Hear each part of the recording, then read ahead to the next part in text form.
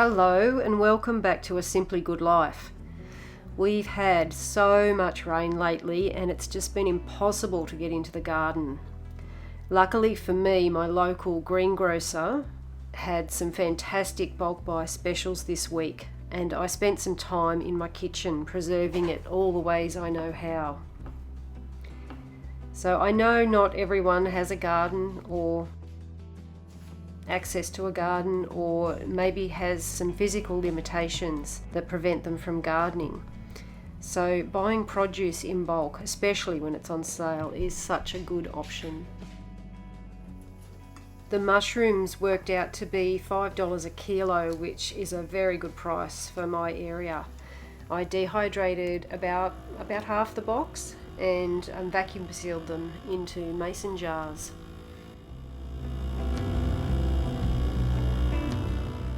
I think I nerded out a bit on my weights, and I weighed the mushrooms whole before they were dehydrated, and it was 1.8 kilos, and that yielded a mere 100 grams of mushrooms.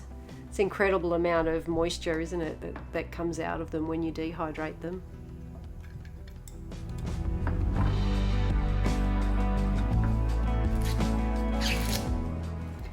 Next, it was time to tackle all that corn. I paid $15 for 28 cobs, which works out to be about 53 cents a cob, which is pretty good really. I could have cut the kernels off and pressure canned them, but we have quite a bit of tinned corn and frozen corn kernels at the moment, so instead I decided to blanch the cobs and vacuum seal them for the freezer.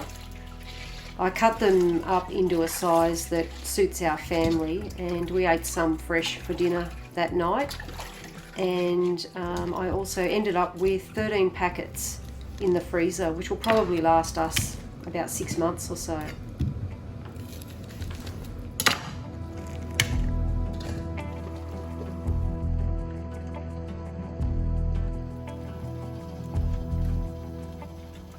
So just to nerd out again on the figures, I weighed my frozen corn cobs at 7 kilos. So the cheapest frozen corn cobs I could find was at Aldi for $4.59 a kilo. So to buy 7 kilos of frozen cobs from Aldi would have cost me $32.13. I only paid $15 for my box of corn, so I saved a bit over $17 by buying in bulk and preserving it myself. And I had a lot of fun doing it.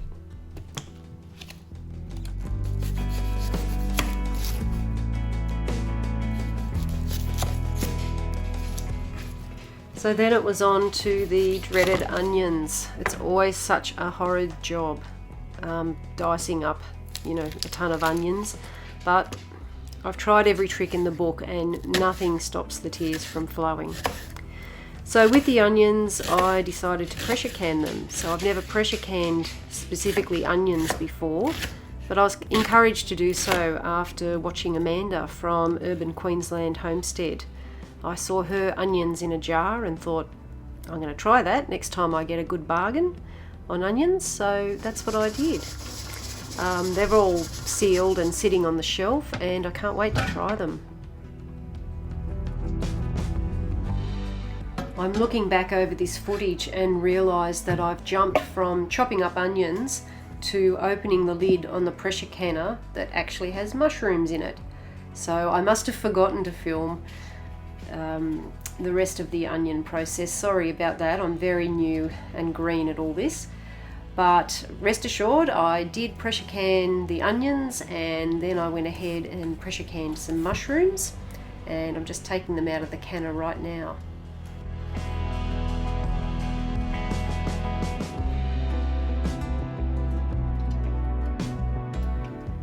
So I hope this little video has inspired some of you out there to think of alternative ways to fill your pantry.